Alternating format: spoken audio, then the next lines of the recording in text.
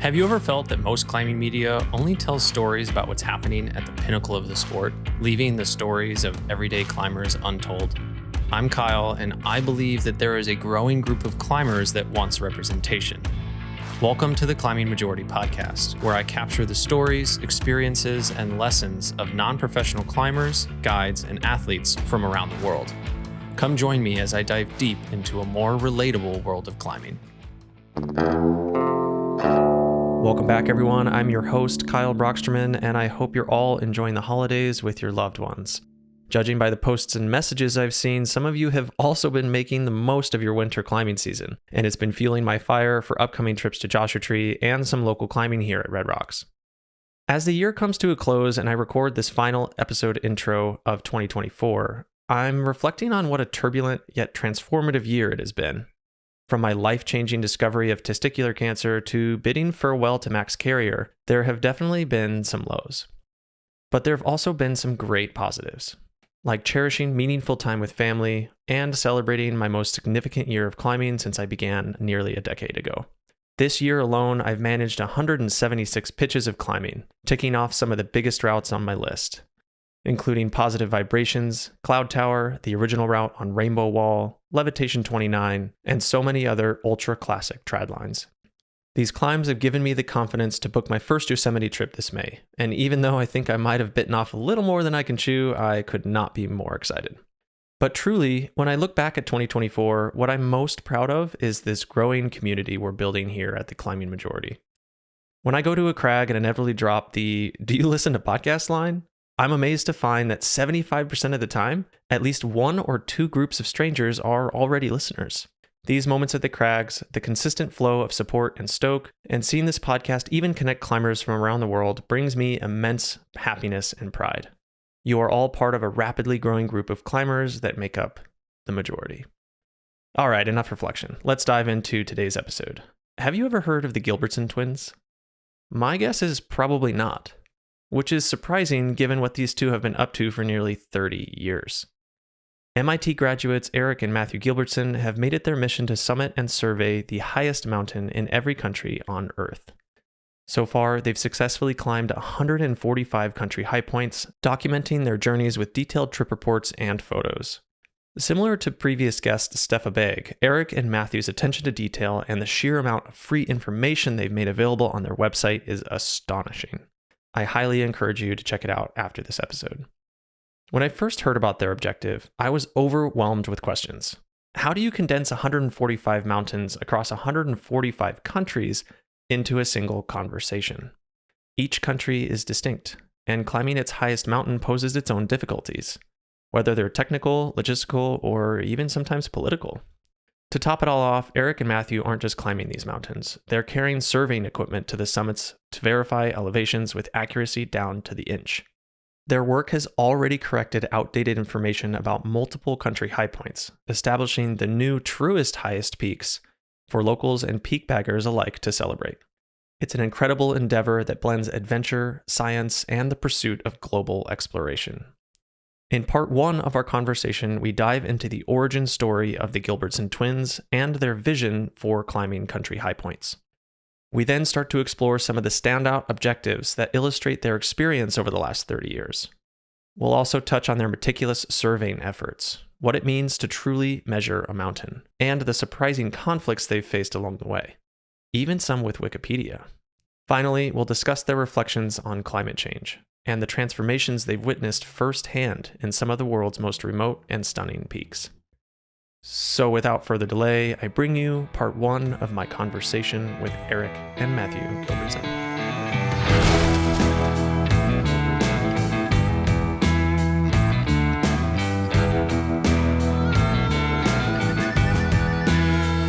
I've been diving into your guys' website, and I mean, first off, I am just absolutely astonished at the level of detail on these trip reports. Have you guys know about Steph Begg?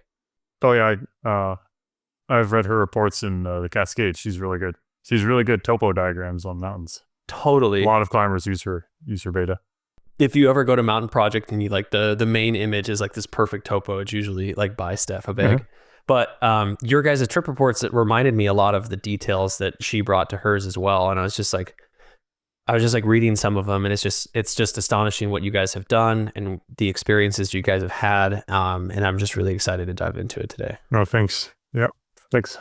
So I think a really great place to start, obviously with a lot of people who, don't really get their stories told, and maybe I'm wrong in that statement. Like, have you guys spoken about this publicly? Have you kind of like had a platform to share your story and kind of what you guys are going after?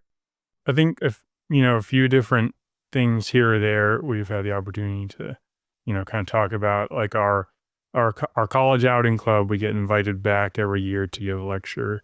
For example, we've also, I think, talked to BBC. We had a short interview like a couple years ago.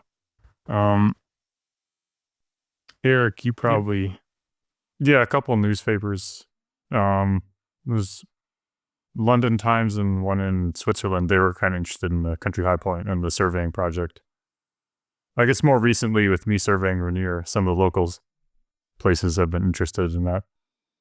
Okay, cool. Have you guys had a chance to like talk about like the origin story in terms of like where you guys came from and the passion for the project and kind of how that all came to be? We haven't done anything like a podcast like this before. Nothing cool. Nothing this in depth. Okay, awesome. Yeah, no, I think, I'm assuming it's going to reach a lot of people who haven't either one, heard of you, or haven't, gotten the full depth of your stories. Maybe they've had like they've come across one specific thing, like you talked about, like, that you've gone to their local mountain and then they've heard of you. So I want to start this podcast with a foundation for like who you guys are and like what your origin story is. And I think a great place to start for me, I think that the main thing I want to lay the foundation for is you guys are twins, yeah, right? Fraternal twins. Yep. Fraternal twins. Okay, so for me, like, what was that?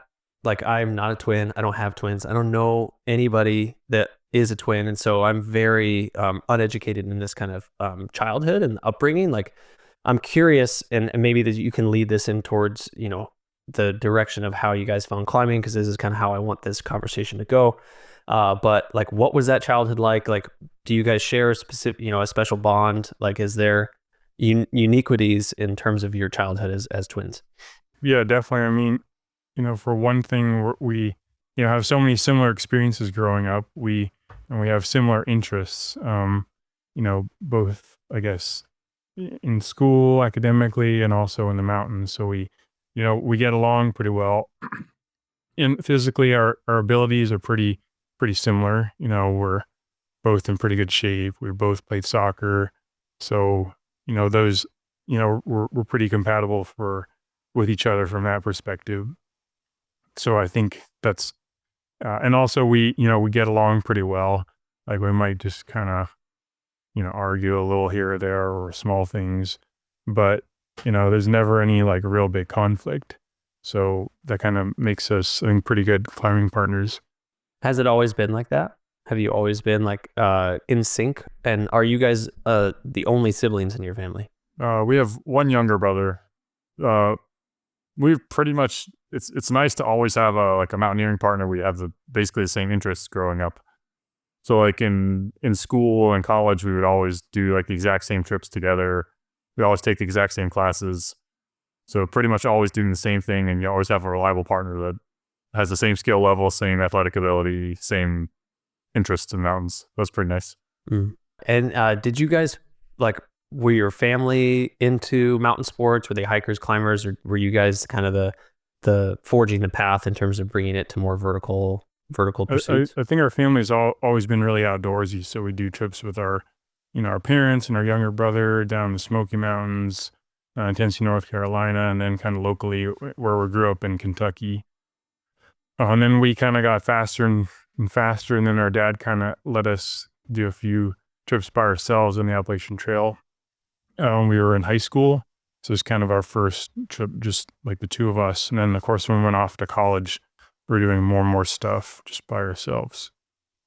So yeah, our family definitely got us started. Yeah, family was really into road trips, like trying to visit every state in the U.S. And that kind of led to peak bagging because we would, even like Iowa or Kansas on the Rand McNally map, there'd be a little symbol of a mountain, the high point there. You say, okay, we got to stop there and climb that one. So it kind of led us took you 5 minutes. Yeah, I can kind of drive up some of them. Some of them are hikes, but that kind of got us into peak bagging, I think. Okay. So you started peak bagging in some of the like flatter states, I guess? Well, we would like drive up to Minnesota to visit our grandparents, but maybe we go through Iowa on the way and then hit the high point or drive farther. When did you guys start actually rope climbing? I would say it would be in undergrad with the MIT Outing Club. They kind of got us into rock climbing, ice climbing up in New Hampshire a lot. And did you guys go to that school together? Yep. Yeah, we were at MIT for undergrad and grad school. We were there for like 10 years together. Kind of do the same thing. So you guys are like, you guys have been pretty in sync like for most of your life, right? Yeah, pretty much. Yeah, pretty much. That's cool. Has there been any sort of like short-term breakup or like, hey, fuck you, 2 months and you're like, okay, we're back together again. Like, has there been any sort of lull or valley or trough in terms of your guys' relationship at all? I just remember one short thing on the Appalachian Trail. We were through hiking and we got a shuttle and we ended up paying more than expected. And we had a conflict between the two of us for lasted about an hour. We hiked a few hundred feet apart and then we got back together at the end of the day. So it didn't last too long. You can't stay too far apart if one of us has the stove and one has the tent. Kind of have to meet up for the night. There you go. That's the key, right? You got to pack like split so that you can't separate. Yeah. That's awesome though. It's really cool. It sounds like a really cool bond to share. And it seems like you guys really leaned into it as well. Like, you guys could have very easily gone on completely separate paths. Be like, yeah, I got a twin. Oh, he lives in Maine. And like, I live in Arizona or whatever. And it's really cool that you guys have been on such similar trajectories. So you guys went to MIT, you guys went the academic route. What kind of pushed you in that direction? Have you always felt a proclivity towards like academia and, engineering? Has that been like a strong suit or did you kind of fall into it? You're the first. For me, academia kind of has a good balance between outdoors activity, like expeditions, and then also engineering. So I get the summers off to go do expeditions, which is great. But then I can still do engineering, do some research, teach classes. So I kind of like the balance. Yeah, for me, I'm in aerospace. I work at Lockheed Martin. So I design satellites that, take pictures of the sun and stuff like that. For me, the work schedule is pretty nice. In aerospace, you sometimes get like every other Friday off. So I kind of use that to get a 3-day weekend every other weekend, and that's pretty nice. Now, are you guys, Matt, I guess this is like some of these questions will be kind of split. So I guess I'll start with you, Eric, on this question. Are you like fully employed at this point? Are you still in studying or are you like a teacher? Like what is your life trajectory like in terms of career right now? Oh, I'm a full-time, like a teaching professor in mechanical engineering at Seattle University. And we both graduated in like 2015, so we've been working for a little while now. I'm full time, but I get 3 months off in the summer. So I'm like not paid in the summer, but I can go do expeditions. Got it. Okay. So you're teaching your craft, and Matthew, you're in a profession, working on your craft with satellites and astrological imagery, I guess. Yeah. Forgive me for my layman's terms here. No problem. Very cool. Awesome. So when did what events led you to this current objective of climbing the highest peak in every country? Like, was there a specific moment where you were like, okay, this is an objective we need to do? Did you both come up with it? Was it one or the other? Like, what kind of led to this kind of passion project that you guys have going on right now? Well, I guess I can start, Eric, and then maybe you can take over. I think as Eric mentioned, like when we were kids, our family, we do a lot of road trips to try to visit every state, hit the state high points. And then once we got into college at MIT, there was this list of the New Hampshire 4,000 footers. So it's 48 mountains over 4,000 feet, and everybody tries to do those. So we kind of got into peak bagging even more from that. And then did, Mount Washington, that's a state high point. And we thought, this is an interesting list. And then kind of we were working on the state high points at the same time. And, we eventually finished that in 2012. And we thought, we've already done one of the hard ones, Denali, in terms of the country high points. So let's start working on more of them. We had conferences in different countries. Like we had a couple weeks that we were in India, and I visited Bahrain on the way back and did the high point there. And so that kind of got us started on country high points. And we just, every chance that we got, we tried to fit another one in here or there whenever we'd have like a layover or, we have a conference in an interesting location. So it was a pretty kind of gradual ramp up to working on the list that we've made. Yeah, I think that the conferences in grad school were a good impetus, because if we did good research, then we get sent to like Brazil or Germany or China or somewhere, and then you could always tag on country high point on the side, and it wouldn't really cost any extra money. There's already the flight and the hotel's already paid for. And so that kind of got us thinking, okay, maybe we can make some progress on this. And it seems like kind of a good lifelong project. We wanted to visit every country in the world, and this is a great excuse to visit every country. So it's kind of like a culmination of your skill sets. You've already practiced ice climbing and climbing. You've done a bit of peak bagging everywhere you went since you were a child. Now all of a sudden, in your academic career, you're traveling around the world, and you're like, hey, like I'm chilling in India. Like, why don't we go find the highest point in India? And like the same thing kind of goes around for each country, right? Is like kind of like the summation of kind of how it started. It's just kind of like circumstantial. You're just finding yourselves in these countries with time and experience and like a vision for kind of what could be. Right. And we kind of already had built up enough skills, since we'd already climbed Denali, the Alaska high point, but also the US high point. So that meant a lot of country high points were then accessible. And we'd already learned all these skills, mountaineering skills, from the MIT Outing Club, teaching us all the ice climbing, rock climbing, like winter camping. And I think we had also developed an appreciation for the mountains that aren't very hard from doing a lot of the state high points, like, Delaware and Florida. Pretty short mountains, but they're all part of the list. So that kind of got us, appreciating some of the easier ones that maybe didn't involve as much climbing. Now, when it comes to like your passion for the reason and the passion for going after these peaks, do you see the passion lied more in your abilities and your passion as a climber, or is it more about the data acquisition and the surveying that drives you to the top of these peaks? And we haven't really talked about that goal of surveying yet. Like, when did that come into the equation? Oh, that started for the Saudi Arabia high point. So before then, we kind of just assumed, I think most people assume, well, everything's already been measured, all the mountains are already known, everyone knows what's the country high point. But then came Saudi Arabia, and then we started digging a little bit, and it turned out there was like another mountain that no one had really ever heard of that might be the high point. And if we're going to go all the way over there, we definitely want to be certain we get the right mountain. So, and at that point in 2018, Saudi Arabia wasn't issuing tourist visas. It would be extremely hard to get over there. We were really lucky. One of our climbing partners from school was head of the Saudi Climbing Federation. So he got a special permission to go in. We said, we're going to go and survey both mountains and see which one's taller. So that kind of got it started. And then, what do you know, the peak that no one had really heard of was actually taller than the one people thought was the high point. So then we kind of got thinking, okay, well, there might be other countries that it's uncertain what's the highest mountain. And it turns out there are quite a few still remaining.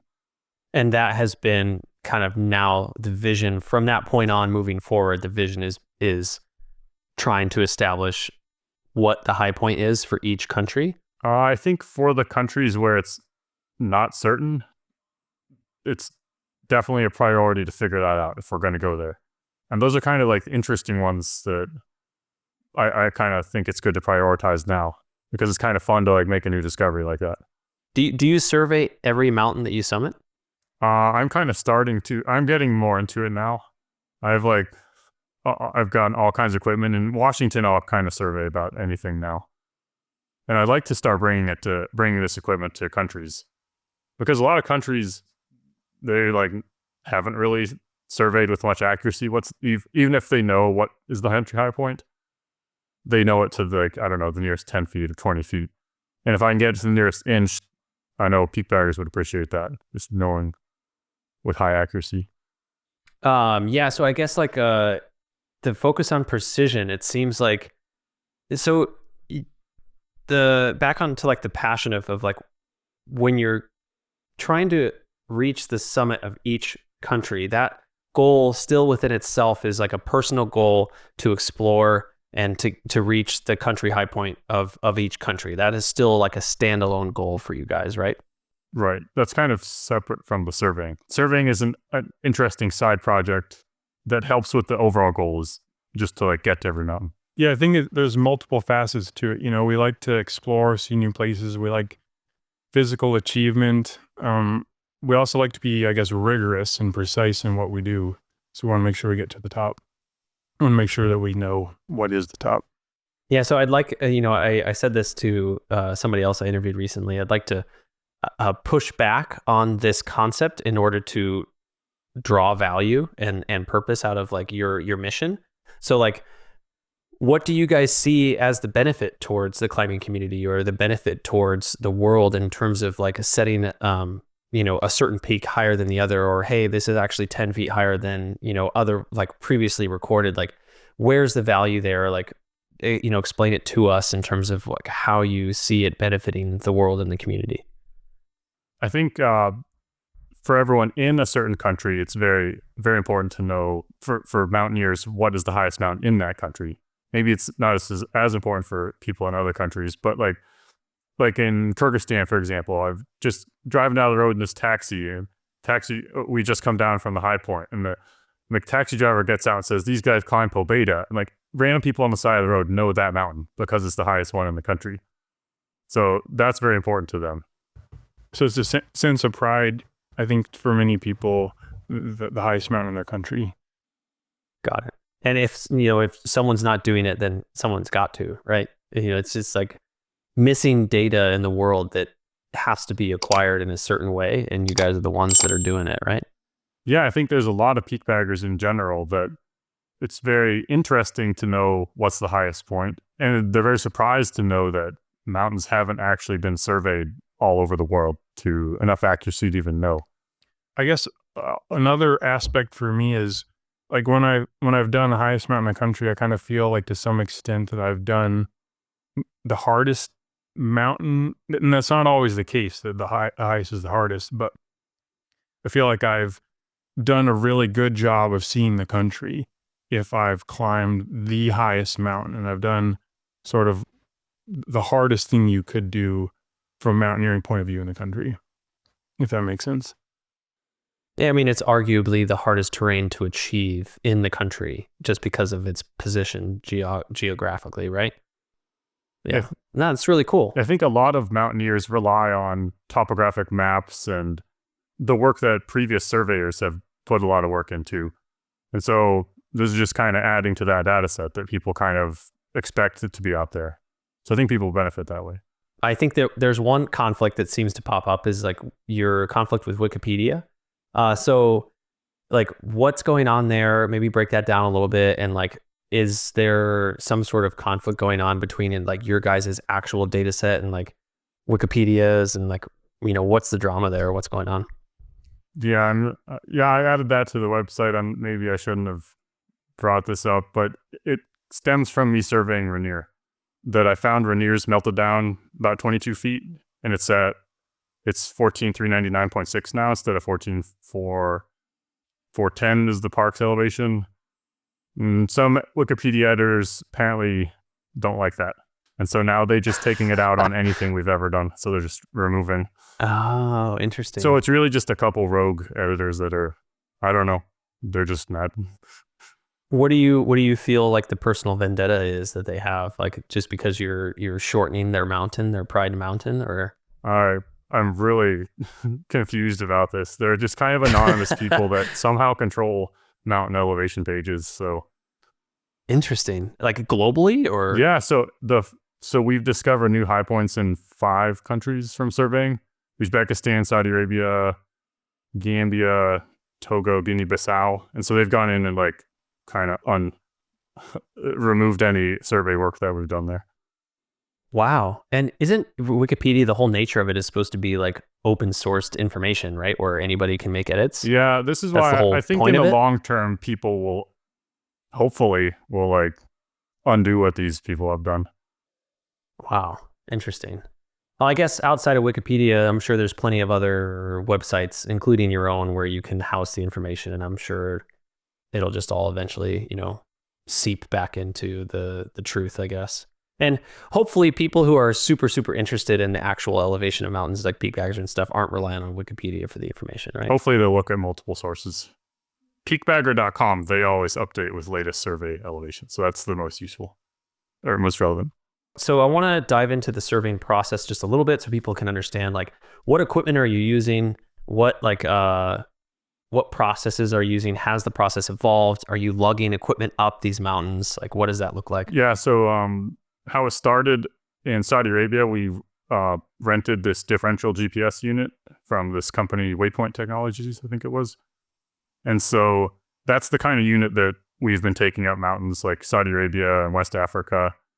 So it's like what you'll see construction workers using, like surveyors on a construction site. It's not just a regular handheld GPS. It's way more accurate. You can get elevations down to like the nearest inch. So that's the main tool. Then in Washington, I use a bunch of other surveying tools like a theodolite. You can measure angles. If there's like a double summit, you can figure out which one's higher than the other. Just based off your proximity to the peak next to you? Yeah, you know your distance and you can measure an angle. You can use a little trigonometry and then you figure out what's the height difference, which one's higher. And a lot of times for other countries, we'll send our data to professional surveyors and they'll like double check everything. Or we'll have friends who are experts in surveying, like for Saudi Arabia, we have them always double check any work. Then like for Rainier, I was collaborating with professional surveyors in Washington. They're like experts on surveying Rainier. Like they've done all the previous official surveys. And so I sent my data to them and I like collaborated with them on like what I was going to measure, how long I was going to do it. And they like double check all the work. So then we're pretty confident. Do they agree in the with your results then. new findings? Do they agree with your new findings? Yeah. Okay. Yeah. Nice. So Rainier is like triple checked. Or that one is a very trustworthy result. And so I've read that you guys are considering the top of mountains no longer, you're not considering the ice cap or the snow cap anymore. It's just the landmass underneath that's technically the true elevation. Is that true? Like historically, the highest point of ice or snow in like late summer has been considered the high point. Because historically, mountains were measured with like a theodolite. You just point it at the mountain and see, and you can't know if what you're looking at is, if there's rock 5 feet underneath, you don't know. So traditionally, that's what mountains has just been the highest point of like ice or rock. So the situation on Rainier, I was going to say, is similar to the high point in Sweden. The high point when we did it in 2010 was, a snowy peak, and then it melted down, and now it's a rocky peak nearby. And how much shorter is it? I think Kebnekaise is. It's not. I don't think it's melted as much as Rainier. I can't remember the exact number. But yeah, the South Summit was a snow-capped summit when we went in 2010, and now it's melted enough that the North Summit, this rock, is taller. The same thing happened with Rainier. The summit used to be Columbia Crest ice cap. It was always permanent ice, highest point on the mountain. And then it started melting down about 20 years ago. It's actually accelerating now, and so now Columbia Crest is not the highest point on the mountain. It's this rocky spot on the southwest corner. Is it a global phenomenon, or is it like a northern hemisphere phenomenon? Like maybe we can drive this topic a little bit in towards global climate change, like the mountainscapes and the environment. Like how have you guys, you have more experience in global mountain peaks than I would probably imagine a lot of people do. What's your general consensus in terms of what's happening? Is it, related to us as humans? Is it more of just a grand geological time scale where we're just in a mode of melting before we get closer to an ice age? Like, what are your thoughts behind the grand scheme picture of all this? Well, anecdotally, all the mountains that we visited have had less snow when you visit than they had historically. Like in Switzerland, we had to climb up all these ladders to get on top of the glacier, whereas, decades before you could just walk straight onto it. And up in Alaska, we're hiking along and you can see how many hundreds of feet the glacier has melted down. Same thing in New Zealand. So just anecdotally, you can see that there is a lot less snow than there used to be. Yeah, another one in Uganda, the High Point. It's near the equator, but it's this mountain that has glaciers on top. And when you get up to the edge of the glacier, on all the rocks, there are these little lines with a year written on it. And the guides are like, oh yeah, that's where it was that last year. That's where the glacier was 10 years ago. It's just getting lower and lower. Wow. Have you guys put much thought behind the reasons why? I assume it has to be global warming. I know, but this is a controversial topic, I guess, but I'm excited to dive into it. Like, do you feel like it's from us? Like, do you feel like it's a human caused thing and we're accelerating the progress of global warming? Or do you feel like it's a natural course of kind of the earth and we're just a part of it and we're just experiencing it and we're, so focused on this micro time scale that where it's hard for us to imagine the ebbs and flows of global temperature changes? And again, I'm not trying to take a side here. I'm just trying to juxtapose both sides and see where you guys are kind of thinking about it. Well, I think the scientific consensus is that it's most likely human caused. And as a scientist, I trust those that have studied this very carefully. So I would generally defer to their opinion, to their findings. Yeah, I would trust that. That's the consensus. We are responsible for the warming of the planet. Got it. Have you guys thought about using this kind of findings and this hands-on expertise to try to stir change or movement in terms of trying to solve the problem? Eric, why don't you take that? Didn't you apply for a grant to study? Yeah, so American Alpine Club, they give research grants for climate change related research. So I did the project. I was surveying how the elevations of the last 5 ice cap summits in the lower 48 states have changed. So I'm kind of bringing awareness to the situation. So I found there used to be 5 ice cap summits in the lower 48 states. They're all in Washington. So I measured 4 of them have all melted down between 20 to 30 feet in the past 20 years or so. And that means now only 2 are currently ice cap summits.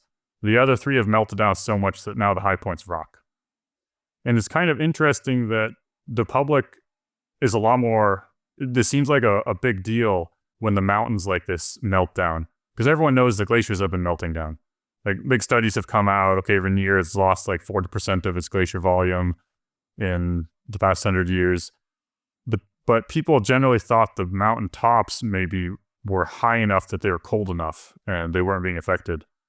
But they actually were being affected a lot. It's just really hard to go up there and measure them. So no one had measured them in a long time. So I think people around Washington, at least, are kind of getting aware that it's pretty significant. It's changing the elevations of mountains. Of the tops of mountains as well. Yeah. Wow.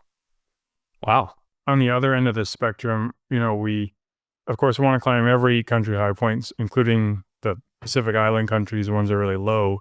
So Eric's been doing a lot of research, trying to figure out, for the Maldives, for example, where the high point is there, and for many other low-lying countries.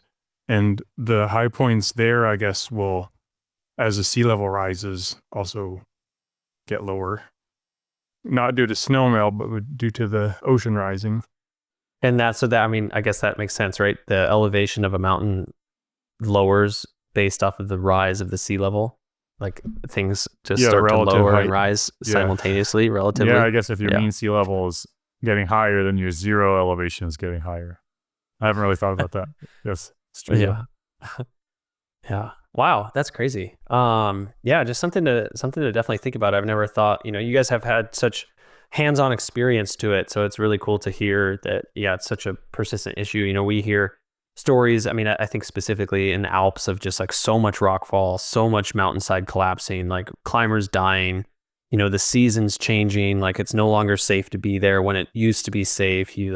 Having to change the windows of when you're climbing in these mountains because of the permafrost melting. So it's definitely an interesting issue that you guys have a lot of interesting information on. So when it comes to like logistics, I want to kind of go into some of these stories that you guys, you've climbed, Eric, I think it was like 147 or something like that at this point, and Matthew, you're like at 97 or something like that.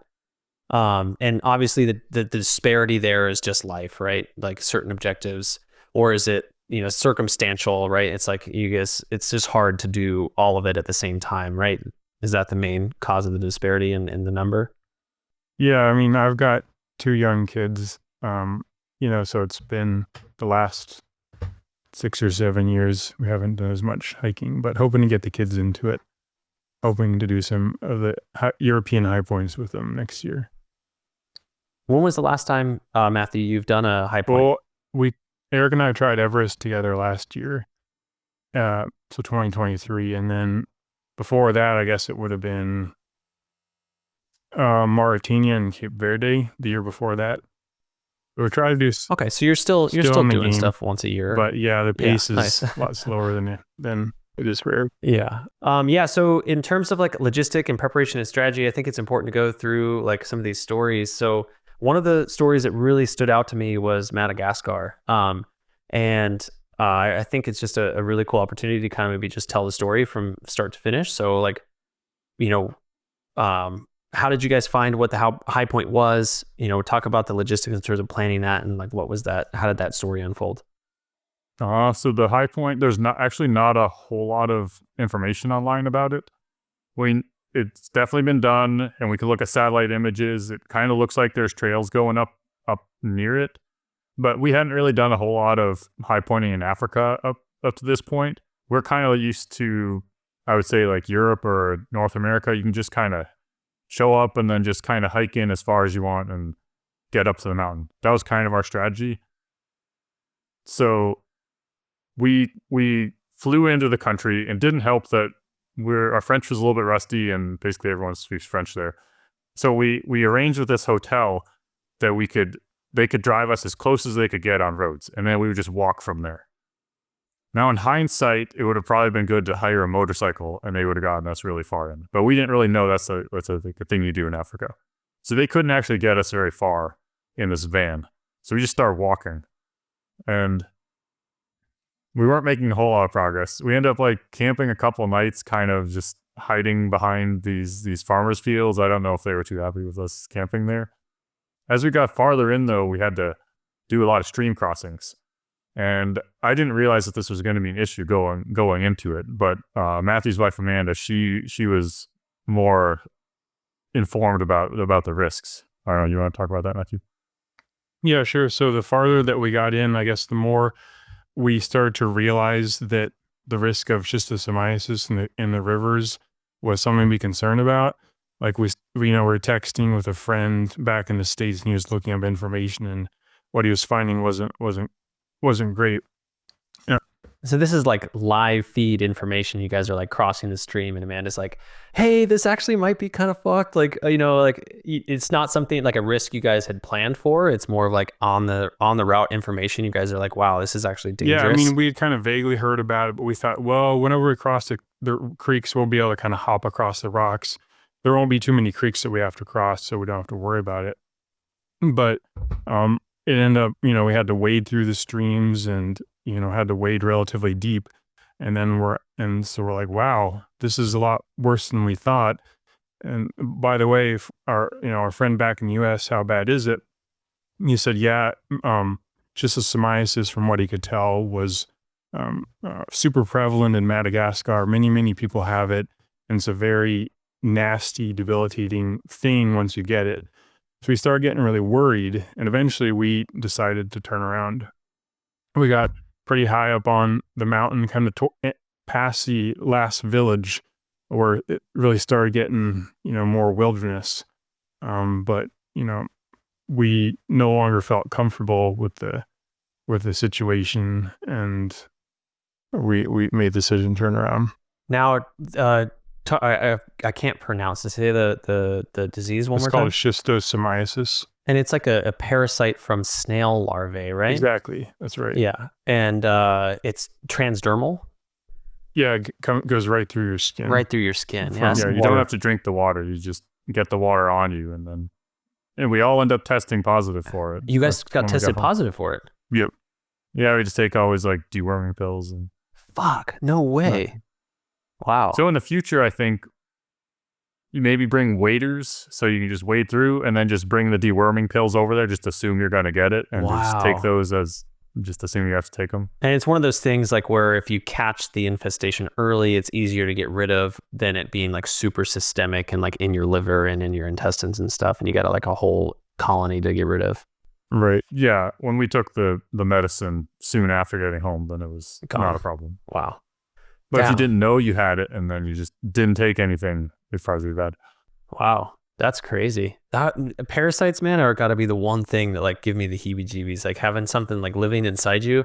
I'm sure we all have our own form of parasites, but like something super infectious like that, man, that would be something really hard to psychologically deal with. I'm sure like read from the story, Amanda was like really kind of like stressing out about it and was like, I need to like get out of here because we're moving further and further away from medical treatment. Exactly. Yeah. Yeah.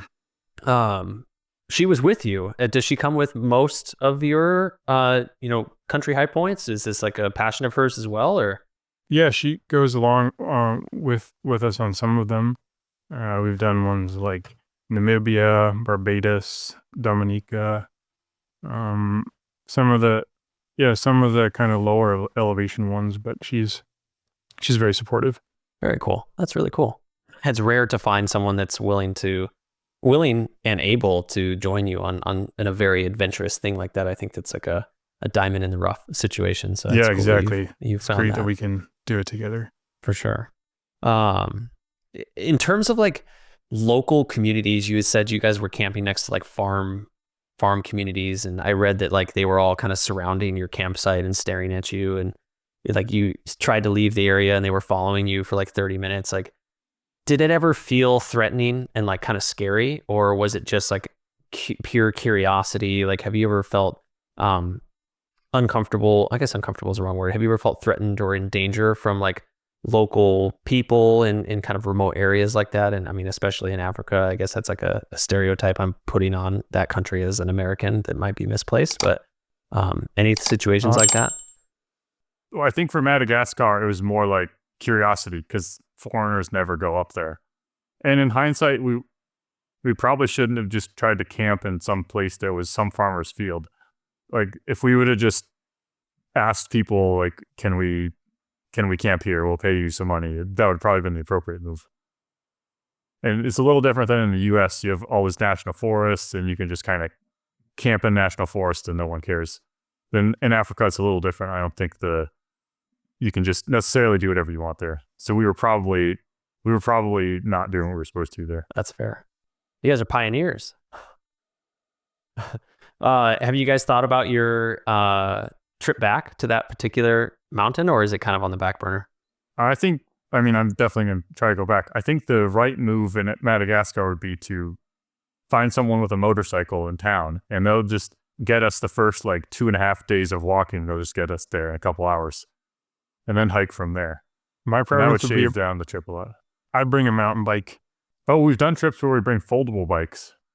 And you can, like for Haiti, back when it was safe to go there, we flew down to Dominican Republic and we drove to the border, and we knew the car rental wouldn't let us drive across, but we had foldable bikes. So we biked across, and then we biked in as far as we could. Seems like a more reliable form of transportation. Yeah, it might be a little bit slower. That could work in Madagascar. Nice. And maybe like another objective here, maybe Mount Cook in New Zealand. It seems like you guys were on some like really exposed icy ridges. Like, were you guys in over your heads in terms of your technical abilities? Like, was this like a technically challenging peak? Did you succeed? Like, what was that story like? Yeah, that was probably one of the first like really difficult technical mountains country high points that we'd done. I think we were pretty well prepared from the outing club in New Hampshire. Like I would be like ice climbing every weekend for like November through April. So the ice climbing part of Mount Cook I was pretty comfortable with. And then the mixed climbing, I had done stuff like that before, just not up on a big mountain like that, like more like kind of cragging or Mount Washington. I think we were a little surprised at the snow conditions. Like we thought it was just going to be kind of a snowy ridge, but instead it was ice, and it was, like just basically like a knife edge. And you couldn't really, there's really no flat spot at all. You're just kind of on the slope, and it's, a couple thousand feet down on either side. And you're just, Eric was leading, and he was just putting in ice screws straight into the ice. There's no snow to speak of. So it was a little dicey. We were a little bit not expecting that, and I think it's because most people turn around at the false summit on Mount Cook. It's kind of where the rock ends. And then you look across to where it's obviously like 20 feet higher, the true summit. And most people say, it's good enough, we're going to turn around here. So like any report we read didn't mention this crazy knife edge ice traverse. So it's just kind of fortunate that I brought enough screws, and we had the technical tools for a little bit of climbing. I didn't expect that though. That was definitely the crux though. So like it's so sharp on there. I mean, maybe it changes year to year, but when we were there, you could actually hook the summit ridge with your ice tool. Wow. And go across, and then look down between your legs, and it's 5,000 feet down, and just kind of like traversing that way. Tell me you have a picture of this knife blade traverse. Oh yeah, I think that's on our report. Okay, good. Yeah, and at one point the wind was really strong. It would blow our rope over the ridge, and there was a little bit of a cornice. And so at one point our rope got over the cornice and hooked, and we couldn't get it out. So we started sawing away at it. So Eric pulled one way, and then I pulled back. And so we pulled back and forth and back and forth and back and forth. And eventually the cornice, we sawed through with a rope, and then a rope came free. Damn. And we were able to keep moving. That was a little scary. Did the cornice break off, or did you just pull the rope through? It just broke off. It broke off. Wow. Whatever face. Wow. So on the way back, I was careful to put more like pickets and screws in more frequently, so there wasn't all that slack in the rope that could blow off. Wow, that that's could have intense. Yeah, if we couldn't saw that off, that'd be kind of hard to get the rope back over in the wind. Have to wait for a lull in the wind, maybe. Wow. Was that kind of, would you say that was the closest to the edge you guys have been, like technically in terms of climbing a mountain, or is there another story that's like more close to the edge? I feel like Skara in that's the Georgia high point, the country of Georgia. You come in from the Russian side, and I think it was something like 16, 18 pitches of like ice climbing, really hard ice to get up to the ridge that you can see the summit from. But then we found the ridge was kind of similar to what it was on Mount Cook in terms of just really hard, solid ice. And so we just turned around. We knew there was no way that we could safely get up there. Wow. How far? Yeah, it was like Mount Cook, but like 10 times longer on the ridge. Jeez. I think we maybe got really unlucky with conditions, because I've heard of people just climbing a snow climb up to where we got, and we were like 18 pitches of ice. So it definitely slowed us down. What kind of grade are you guys to, like WI5, WI4? Oh, no. It was like WI3. 3, okay. So we could make pretty fast progress. Got it. But when we're expecting it to just be an easy snow climb. Totally. Our time budget isn't quite accurate anymore. Got it. And what are you guys, how would you guys, like, I guess to give people a rounded view of like who you are as climbers, like Matthew, like what kind of ice climber are you in terms of grades? What kind of grades are you comfortable rock climbing? Like round yourself out real quick as a climber. I'm at the bottom end of the spectrum. I'm, following Eric on relatively basic stuff. If we need to get to the top, but he's the real climber. Got it. Eric, where are you at, like in terms of grades and as a climber? I think it's important for people to understand, because everyone wants to compare themselves to, like, if they're putting themselves in your shoes, like, okay, what kind of climber do I have to be?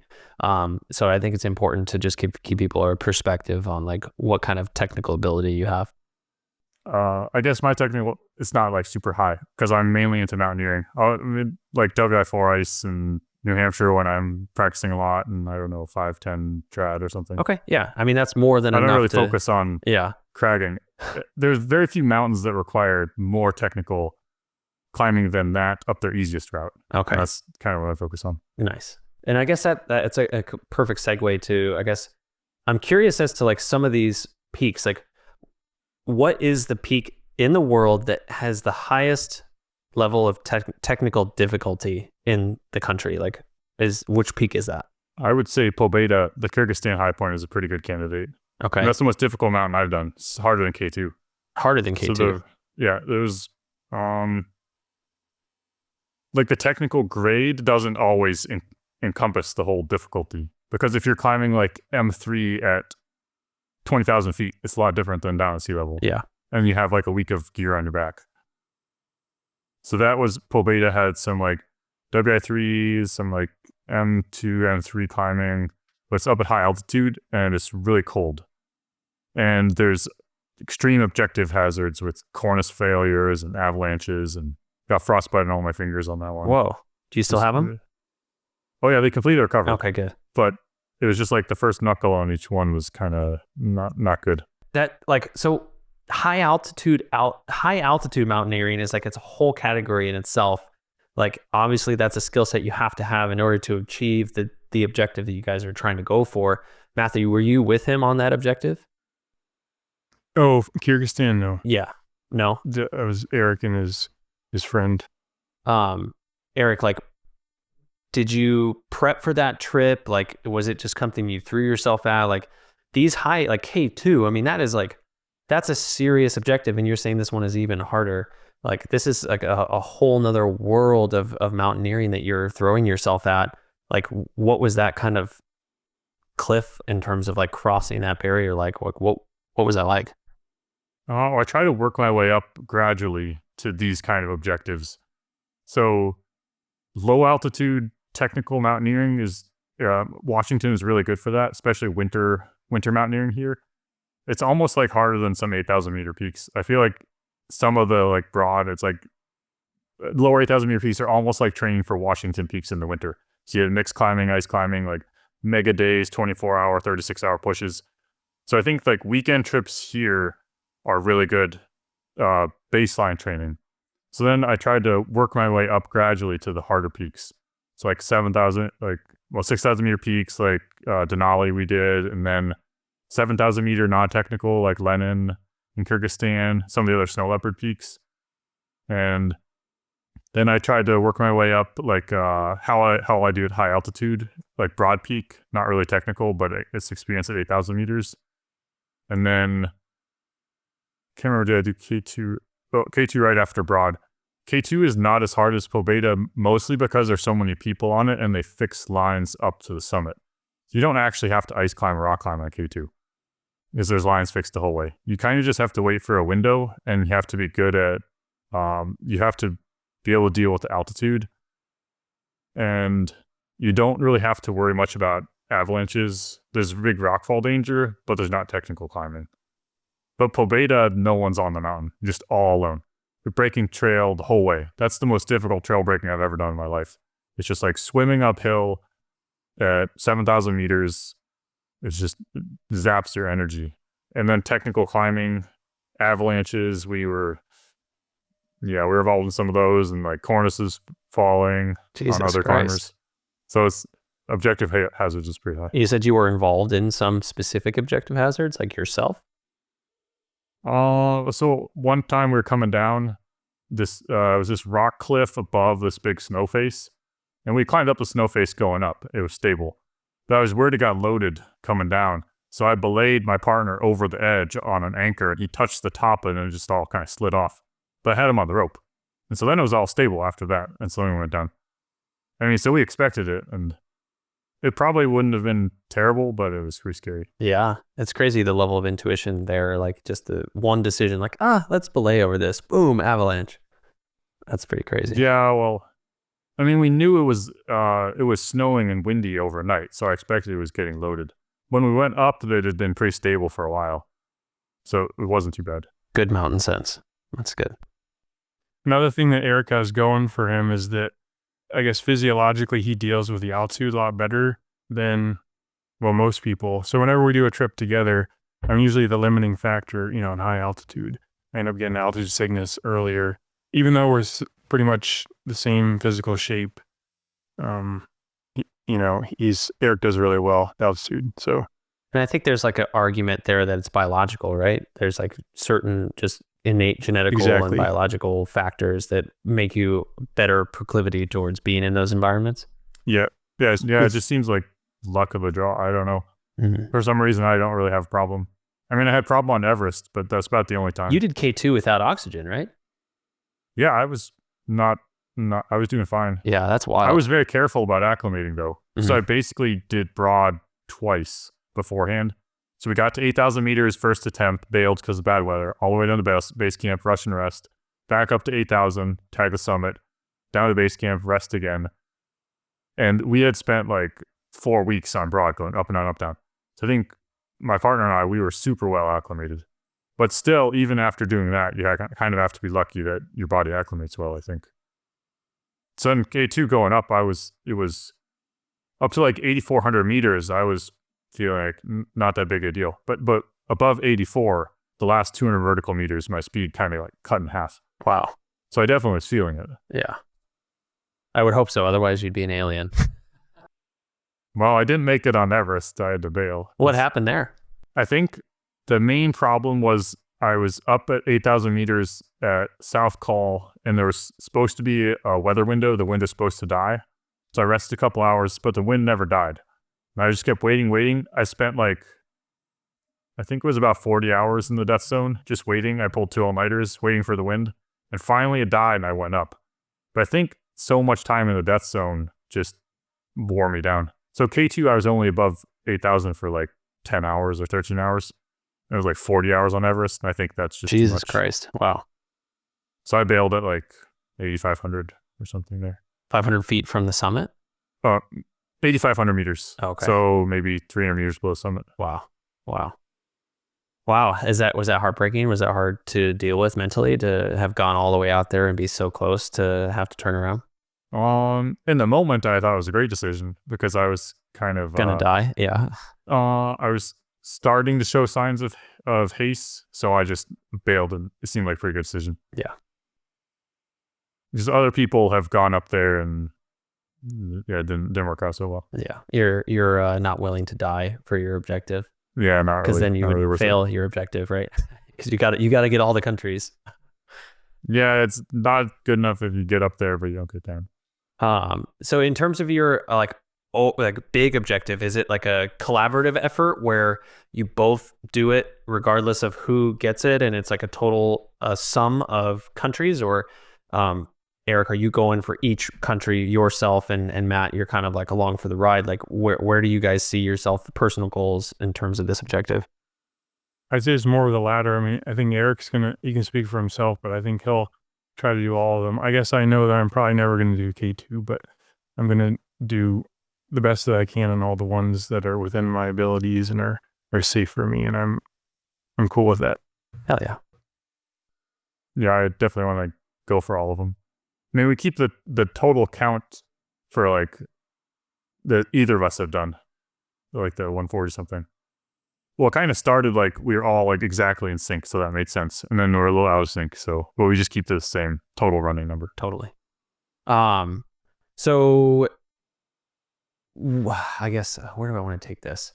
I guess Matt, I'm interested in hearing some of your perspective. So what trip has been the most meaningful to you thus far? Like what mountain summit? One trips I really like with Amanda was Namibia Highpoint. It's way out there in the desert, kind of off by itself. You get to hike through this crazy terrain. You get to hike by these 3,000-year-old cave paintings. That concludes today's episode, everyone. Thank you so much for tuning in. It really means a lot to me that you're here. If you like today's episode, please be sure to rate and review the show. I've seen a large uptick in these lately, and it's been really cool to see. Let's keep that going. Also, if you're psyched about what we're doing here at the Climbing Majority, please reach out. DM me, email me, call me, whatever you want. I want to hear from you. And don't forget, you can watch our full episodes on YouTube. Stay tuned for our next episode where we continue our conversation with the Gilbertson twins. Until then, keep exploring, stay safe, and as always, thanks for being a part of the Climbing Majority. and we'll see you all in 2 weeks.